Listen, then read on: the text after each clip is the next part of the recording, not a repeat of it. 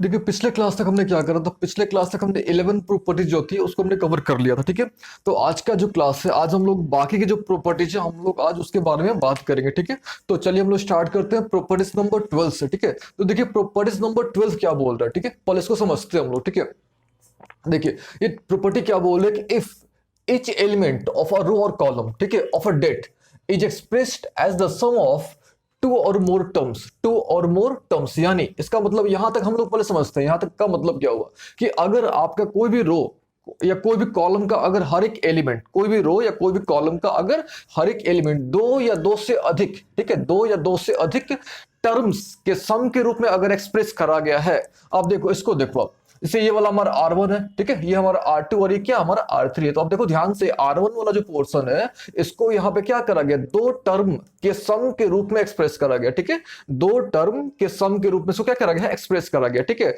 तो इसका जो डेट, हमने इसका डेट कैलकुलेट करना, तो इसका जो डेट है, ठीक है, इसका जो डेट है, इसका जो डेट है उसको हम लोग क्या कर सकते हैं, दो डेट के सम के रूप में, इसका जो डेट है इसको हम लोग क्या कर सकते हैं, दो डेट के सम के रूप में इसको हम लोग एक्सप्रेस कर सकते हैं। ठीक है, यानी आप देखो इसका जो डेट हमने, अगर डेट हमने कैलकुलेट करना तो इसका जो डेट है ये दो डेट के सम के बराबर होगा। ठीक है, अच्छा आप सोचने वाली बात है कि ये डेट आप कैसे कैलकुलेट करोगे और ये डेट आप कैसे कैलकुलेट करोगे। देखो ध्यान से, तो सबसे पहले ये वाला जो पोर्शन हो गया हमारा, ठीक है, एक ये वाला पोर्शन हो गया, तो इससे हम लोग क्या करेंगे, सबसे पहला डेट कैलकुलेट करेंगे। ठीक है, फिर ये वाला जो पोर्शन है यानी एक्स्ट्रा एलिमेंट जो यहाँ पे ऐड हुआ है उसके साथ, ठीक है, क्या करना आपने, दूसरा डेट कैलकुलेट करना। ठीक है, अब दोनों डेट कैलकुलेट करोगे तो ये जो है आपका डेट कैलकुलेट हो जाएगा। ठीक है, ये सिंपल सी हमारी एक प्रॉपर्टी थी। ठीक है, ठीक है, और ये प्रॉपर्टी नंबर हमारा 12 था। ठीक है, अब हम लोग क्या करते हैं, नेक्स्ट प्रॉपर्टी पर मूव करते हैं, दैट इज प्रॉपर्टी नंबर 13। ठीक है, 13 नंबर प्रॉपर्टी जो इस पर मूव करते हैं। ठीक है, अब देखिए प्रॉपर्टी क्या है। तो देखो सिंपल सी बात है, हमने क्या करना है, हमने दो मैट्रिक्स लेना है। ठीक है, हमने क्या करना है, दो मैट्रिक्स लेने हैं और दोनों जो मैट्रिक्स होना चाहिए वो स्क्वायर मैट्रिक्स होना चाहिए। ठीक है, अच्छा क्यों स्क्वायर मैट्रिक्स होना चाहिए, क्योंकि हम लोग जो है डेट कैलकुलेट करते हैं तो डेट हमेशा स्क्वायर मैट्रिक्स का ही कैलकुलेट करना चाहिए होता है। ठीक है, तो हम लोग क्या करते हैं, लेट हमारे पास दो मैट्रिक्स है, let A and B are two matrices. ठीक है, आर टू कौन से मैट्रिसेस, स्क्वायर मैट्रिसेस, ये ध्यान देने वाली बात है। ठीक है, let A and B are two square matrices of same order. ठीक है, दोनों का ऑर्डर सेम होना चाहिए, ये ध्यान देने वाली बात है। दो हमारे पास मैट्रिक्स है ए और बी और दोनों का जो ऑर्डर है वो क्या है, सेम है। ठीक है, अच्छा अब हम लोग क्या करते हैं, दो मैट्रिक्स हम लोग कंसीडर कर रहे थे खुद से। ठीक है, suppose A1 B1 C1, A2 ये B2 हो गया और ये क्या हो गया C2, ये A3 B3 और हो गया C3। हमने 3x3 का एक मैट्रिक्स तैयार करा। फिर हम लोग दूसरा मैट्रिक्स लेते हैं, ठीक है, लेकिन इसका ऑर्डर सेम होना चाहिए, यानी A2 B2 C2। अच्छा यहाँ पे हम लोग कुछ और ले लेते हैं, सपोज हम लोग PQR, ठीक है, STU और ABC हम लोग यहाँ पे ले लेते हैं। ठीक है, हमने दो मैट्रिक्स प्रिपेयर कर लिया। ठीक है, ए और बी हमारे पास दो मैट्रिक्स है और दोनों का जो ऑर्डर है वो सेम है। ठीक है, अच्छा आपको बोला जा रहा है यहाँ पे कि you have to calculate AB का मैग्नीट्यूड, यानी AB का आपने डेट कैलकुलेट करना। ठीक है, AB का क्या करना, आपने डेट कैलकुलेट करना है। तो फर्स्ट ऑफ ऑल हमने क्या करना होगा, तो एक तो ये तरीका कि आप दोनों को मल्टीप्लाई करो, आप है ना, एक क्या करो, दोनों को मल्टीप्लाई करो और मल्टीप्लाई करके डेट कैलकुलेट करो, तो काफी टाइम लग जाएगा। ठीक है, तो आप सिंपली क्या करना, आपने आपने ए का कैलकुलेट करो, आप सिंपल तरीके से डेट ए का कैलकुलेट करो, फिर आपने क्या करना, बी का डेट कैलकुलेट करना है और सिंपली दोनों को आपने मल्टीप्लाई कर देना। मल्टीप्लाई करोगे तो आपका जो है ए बी का डायरेक्टली मॉड आपको निकल जाएगा। ठीक है, अगर आप ऐसे कैलकुलेट करने जाते हो तो दोनों को पहले मल्टीप्लाई करते हो फिर मॉड निकालते हो, यानी फिर डेट निकालते हो, तो काफी टाइम लग जाएगा। ठीक है, तो जब भी आपको ए बी का मॉड कैलकुलेट करना होगा तो सिंपल से आप ए का मॉड कैलकुलेट करो। ठीक है, मॉड का मतलब डेट होता है। ठीक है, मॉड जो हम बार बार बोल रहे हैं, मॉड यानी डेट। ठीक है, यानी मैग्नीट्यूड ऑफ स्क्वायर मैट्रिक्स या मॉडुलस ऑफ स्क्वायर मैट्रिक्स। ठीक है, फिर आप बी का मॉड कैलकुलेट करो और सिंपली आप दोनों क्या कर दो, मल्टीप्लाई कर दो, तो आपका ए बी का मैग्नीट्यूड या डेट या मॉड निकल जाएगा। ठीक है, तो हमने ये जो प्रॉपर्टी लिखा हुआ था दैट इज प्रॉपर्टी नंबर हमारा क्या था, 13। अच्छा एक और प्रॉपर्टी जो है जो आपको अच्छे तरीके से आनी चाहिए। ठीक है, वो प्रॉपर्टी क्या है, सपोज क्या है, वो प्रॉपर्टी क्या है वो भी हम लोग समझ लेते हैं। ठीक है, सपोज हमारे पास कोई मैट्रिक्स दिया हुआ है। ठीक है, ये A1 B1 C1, ठीक है, A2 B2 ये हो गया C2, ये A3 ये B3 और हो गया हमारे पास C3। हमने यहाँ पे एक मैट्रिक्स लिया हुआ है। ठीक है, इसका हमने मॉड कैलकुलेट कर लिया x, मान लेते हैं कि इसका जो मॉड आया है वो कितना आया है x। ठीक है, अच्छा अब हमने क्या करा, इस जो मैट्रिक्स यहाँ पे था हमारा, इसका हमने कोफैक्टर कैलकुलेट कर लिया। ठीक है, हमने इसका क्या करा, कोफैक्टर कैलकुलेट कर लिया। ठीक है, कुछ भी हमारा सपोज XYZ, ठीक है, ABCDEF जो भी हमारे से कोफैक्टर आ गया। ठीक है, कोफैक्टर आप जानते हो कैसे कैलकुलेट करते हैं, तो सपोज हम लोग मान लेते हैं कि इसका कुछ भी कोफैक्टर आ गया। ठीक है, अच्छा, अब आपने क्या करना है, इसका जो कोफैक्टर आया उसका आपने मैग्नीट्यूड कैलकुलेट करना है, यानी उसका आपने क्या करना है, डेट कैलकुलेट करना है। सिंपल सी बात है, जो भी आपने कोफैक्टर कैलकुलेट करा है, ठीक है, जो भी आपने क्या करा है, कोफैक्टर कैलकुलेट करना है, अब आपको क्या करना है, उसका डेट कैलकुलेट करना है, ठीक है। तो उसका हम लोग डेट कैसे कैलकुलेट करते हैं, ठीक है। तो सिंपल सी बात है, अगर आपको कोफैक्टर का अगर डेट कैलकुलेट करना है, ठीक है, कोफैक्टर का क्या करना, आपको डेट अगर कैलकुलेट करना है तो सबसे पहले क्या करना होगा, आपका जो भी गिवन मैट्रिक्स है, ठीक है, जो भी गिवन मैट्रिक्स है उसका सबसे पहले आपने डेट कैलकुलेट करना है। सबसे पहले उसका क्या करना है, डेट कैलकुलेट करना है, ठीक है। डेट कैलकुलेट करने के बाद, ठीक है, डेट का आपने det to the power order -1 कर देना है। सिंपल सी बात है, det to the power order -1 कर देना है। तो सिंपल तरीके से आपका जो है यहाँ पे आपको फैक्टर का डेट कैलकुलेट कर सकते हो, ठीक है। अच्छा देखो, जैसे हम लोग यहाँ पे लिए थे, एक मैट्रिक्स लिया था ए, इसका हमने मॉड कैलकुलेट करा था, लेट माना था कि इसका जो मॉड है वो कितना है, एक्स है, ठीक है। तो सपोज इसका कोफैक्टर ये आ गया सी, इसका हमने इस कोफैक्टर का मॉड कैलकुलेट करना है, यानी we have to calculate the det of C, ठीक है, we have to calculate the det of C. तो कैसे कैलकुलेट करेंगे, सिंपल सी बात है, मॉड ऑफ ए यानी डेट ऑफ ए, इसका डेट कितना आया था, एक्स आया था, यानी X to the power order -1, X to the power order -1। अब देखो ध्यान से, इसका ऑर्डर कितना था हमारा, 3/3 का ऑर्डर है, 3/3 का ऑर्डर यानी 3 है, यानी 3 - 1 यानी सिंपल हो गया एक्स स्क्वायर, ठीक है। सिंपल से क्या बात होगी, एक्स स्क्वायर। तो ये हमारा सिंपल सा आ जाएगा, ठीक है। यानी ये आपको ध्यान रखना है कि अगर आपको कोफैक्टर का डेट निकालना है तो सिंपल सी बात है,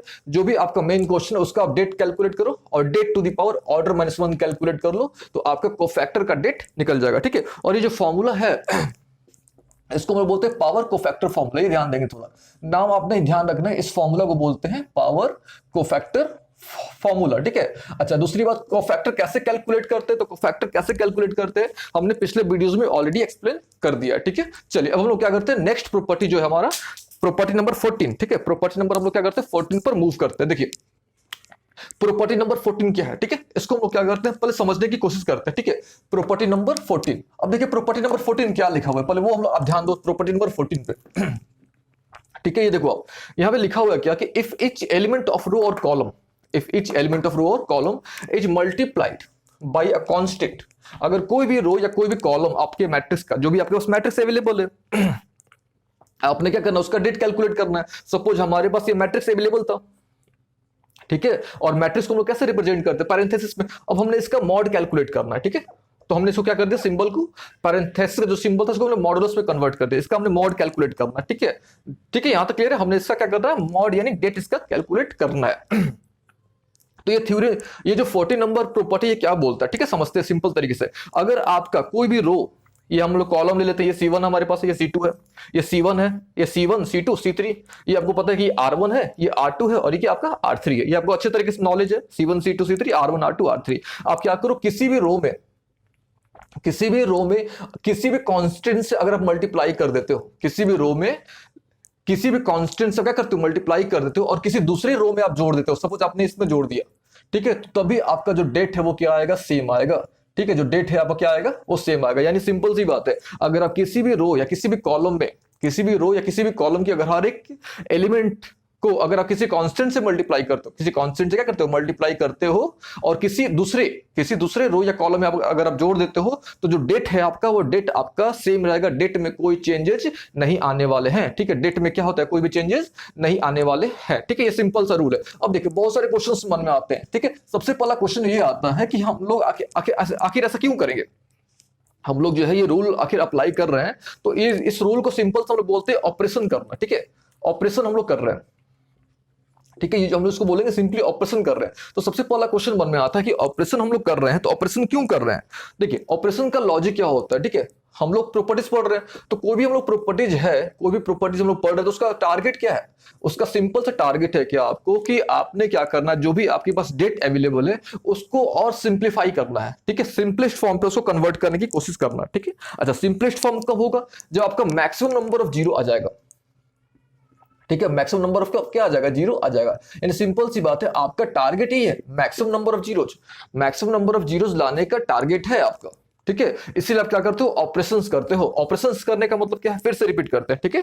ऑपरेशन करने का मतलब क्या है कि किसी भी रो या किसी भी कॉलम के अगर हर एक एलिमेंट को हम लोग किसी भी कांस्टेंट से मल्टीप्लाई करते हैं, और उसके मल्टीप्लाई करने के बाद हम लोग किसी दूसरे रो या कॉलम में अगर हम लोग ऐड करते हैं तो डेट आपका सेम रहेगा, डेट में कोई चेंजेस नहीं आने वाले हैं। ठीक है, ये सिंपल सा प्रॉपर्टी है।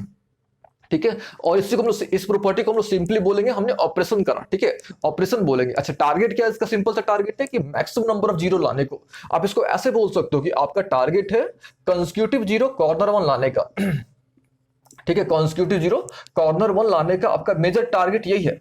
ठीक है, अच्छा इससे क्या फायदा होगा? तो आपको याद होगा कि हमने सबसे पहली जो प्रॉपर्टी पढ़ी थी, वो इस प्रकार से था कि अगर आपका कॉन्स्टिट्यूटिव जीरो कॉर्नर वन आ गया, यानी लगातार 2 जीरो और लास्ट में 1 आ गया, तो होता क्या था आपका? ये जो 3/3 का था जो मॉड आपका, ये सिंप्लीफाइड हो जाता था, मतलब कन्वर्ट हो जाता था 2/2 में।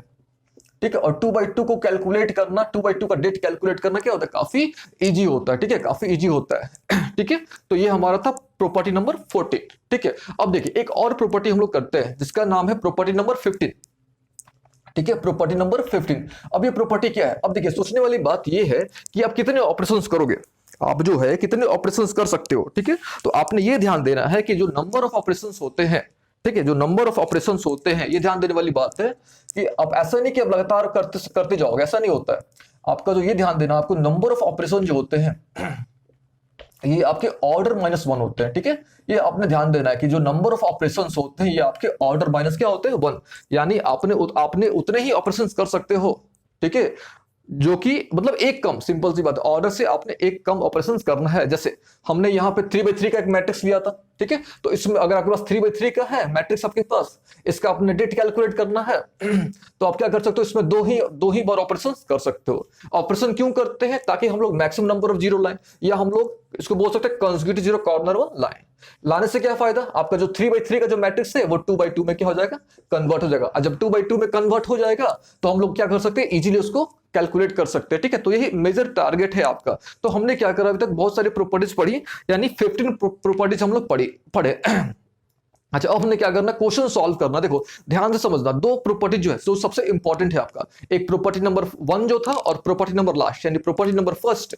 ये जो फर्स्ट प्रॉपर्टी हमने पढ़ा था और जो लास्ट प्रॉपर्टी हमने पढ़ा, ये दोनों आपके सबसे इंपॉर्टेंट प्रॉपर्टीज हैं। ठीक है, जो प्रॉपर्टी नंबर फर्स्ट जो था यानी कंसेक्यूटिव जीरो कॉर्नर वन, और प्रॉपर्टी नंबर जो लास्ट है, ठीक है, यही दोनों जो प्रॉपर्टीज हैं आपके सबसे इंपॉर्टेंट प्रॉपर्टीज हैं। बाकी जितने भी प्रॉपर्टीज हैं उनका भी यूज होगा, लेकिन जो सब हर एक क्वेश्चन में अगर आप बोल सकते हो तो हर एक क्वेश्चन में हम लोग क्या करेंगे? इन्हीं दो प्रॉपर्टीज का यूज करेंगे। That is property number first consecutive zero corner one, और जो लास्ट आपका है दैट इज प्रॉपर्टी नंबर 15।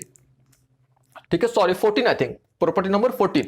ठीक है, ये क्या होता है? दैट इज ऑपरेशन करना। और ये ध्यान रखना कि आपने कितने ऑपरेशंस करने हैं? दैट इज एक कम, ऑर्डर से एक कम आपने क्या करना है? ऑपरेशंस करना है। ठीक है, अच्छा अब हम लोग क्या करेंगे? अगले क्लास में हम लोग क्या करेंगे? क्वेश्चंस करेंगे। ठीक है, क्वेश्चंस करेंगे, और क्वेश्चंस हम लोग कैसे करेंगे? टाइप वाइज करेंगे। ठीक है, हमने क्या करना है? टाइप वाइज क्वेश्चंस करेंगे, जिससे आपका जो कॉन्सेप्ट हो अच्छे तरीके से क्लियर हो जाएगा। तो हम लोग क्या करेंगे? अगले क्लास में मिलते हैं क्वेश्चन के साथ। ठीक है, टाइप 1 के साथ हम लोग मिलेंगे। ठीक है।